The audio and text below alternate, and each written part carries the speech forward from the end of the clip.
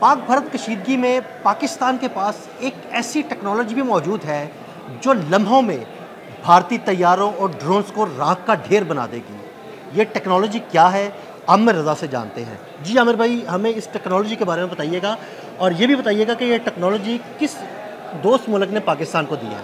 अच्छा, ये एक चीज़, दो चीज़ें क्लियर कर दूँ। पहले ये टेक्नोलॉजी जो है ये बिल्कुल मौजूद है जिस तरह से आपने जिक्र किया, और इस टेक्नोलॉजी पर दुनिया भर में काम हो रहा है और दुनिया भर की तरह ही पाकिस्तान में भी काम हो रहा है। लेज़र टेक्नोलॉजी है, लेकिन इसकी मैं डिटेल जो है अब आपको बताऊँगा। मैंने शुरू में इसलिए बता दिया क्योंकि लोगों को ये ना लगे अदिल साहब दुनिया कन्वेंशनल जंग से बाहर जा रही है। ये जो हम आज गोला बारूद और धमाके और इस तरह की चीज़ें देखते हैं, इससे आगे दुनिया जा रही है और ये दुनिया सबसे पहले समुद्री जंग के अंदर इस पर आ रही है। ये भी मैं आपको बताऊँ सही कि ये वो टेक्नोलॉजी है जिससे सामने वाले का जहाज़ तो तबाह होगा, आवाज़ नहीं आएगी। अच्छा, आपके ऊपर उड़ता हुआ ड्रोन आपके सामने पिघल जाएगा लेकिन आवाज़ आपको नहीं आएगी।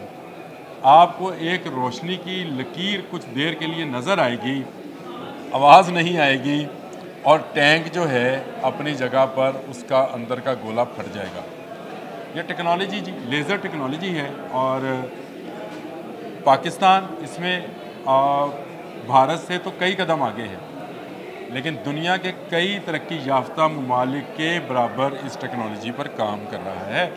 पाकिस्तान इस वक्त भी, पाकिस्तान के जो ड्रोन्स हैं उनमें ये लेज़र टेक्नोलॉजी इस्तेमाल कर रहा है, लेकिन ये लेज़र टेक्नोलॉजी अभी दुश्मन को पहचानने के लिए है, अभी उसको पिघलाने के लिए नहीं है। पाकिस्तान के पास लेज़र गाइडेड जहाँ बहुत सारे मिसाइल हैं, वहाँ पाकिस्तान के पास दो ऐसे हथियार हैं जिनको आप कह सकते हैं कि वो पाकिस्तान ने खुद डेवलप किए हैं। 2015 में नवाज शरीफ की शायद हुकूमत थी, उस दौर में चीन इस मामले में बहुत तरक्की कर रहा था और कोशिश कर रहे थे कि ऐसे लेज़र वेपन्स बनाए जाएं जिनसे दुश्मन को बहुत दूर से निशाना बनाया जाए, लेकिन उससे कोई ये ना हो क्योंकि धमाका हो, यानी बारूदलेस जो आप इसको इस तरह से कह लें, वो मिसाइल है। ये वेपन जिसको DEW कहते हैं, डायरेक्ट एनर्जी वेपन्स, इस पर पाकिस्तान ने बहुत काम किया है और पाकिस्तान भी उन ममालिक की सफ़ में शामिल है जो आने वाले दिनों में अपने बहरी जहाज़ों के अंदर, सबसे पहले मैंने आपसे कहा था समंदर के अंदर इस पर जंग लड़ी जानी है, इस तरह के वेपन्स लगाने की तैयारी कर रहा है। इसकी गवर्नमेंट ऑफ पाकिस्तान या पाकिस्तान के फ़ौज के में से कोई खबर निकल कर सामने नहीं आई है, लेकिन जहाँ चीन ऐसी टेक्नोलॉजी डेवलप कर चुका है वहीं पाकिस्तान भी उसके शाना बशाना इस पर काम कर रहा है।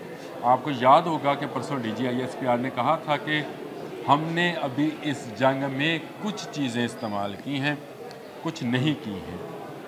जो कुछ नहीं की हैं अगर आप उन पर गौर करें तो अगर आज से 4 साल 5 साल के बाद भारत दोबारा को तबाह आजमाई करना चाहे, तो दोबारा को इसको गरूर हो, को इसको अमेरिका पर भरोसा हो, अपने भगवान पे भरोसा हो, दोबारा आ जाए एक नई टेक्नोलॉजी के साथ, जैसे इस दफ़ा हमने साइबर वार में उनको हराया है, हो सकता है अगली दफ़ा हम उनको किसी मैग्नेटिक फील्ड के अंदर हराएं, उनको किसी लेज़र बीम के ज़रिए हराएं।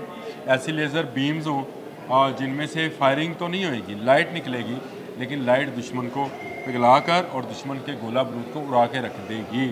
दुश्मन के उड़ते जहाज़, आपने बिल्कुल ठीक लफ्ज़ बोला था कि उड़ते जहाज़ जो हैं वो पिघल कर ज़मीन पर गिर जाया करेंगे।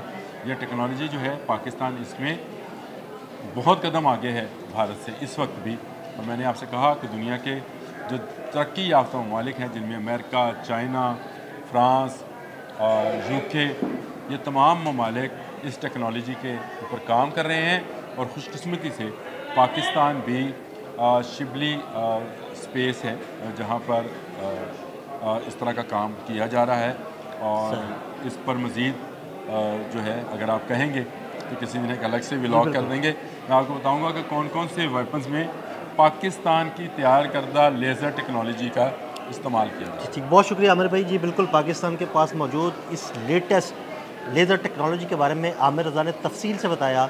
अदील अहमद और आमिर रज़ा को इजाज़त दीजिएगा। अल्लाह हाफ़िज़।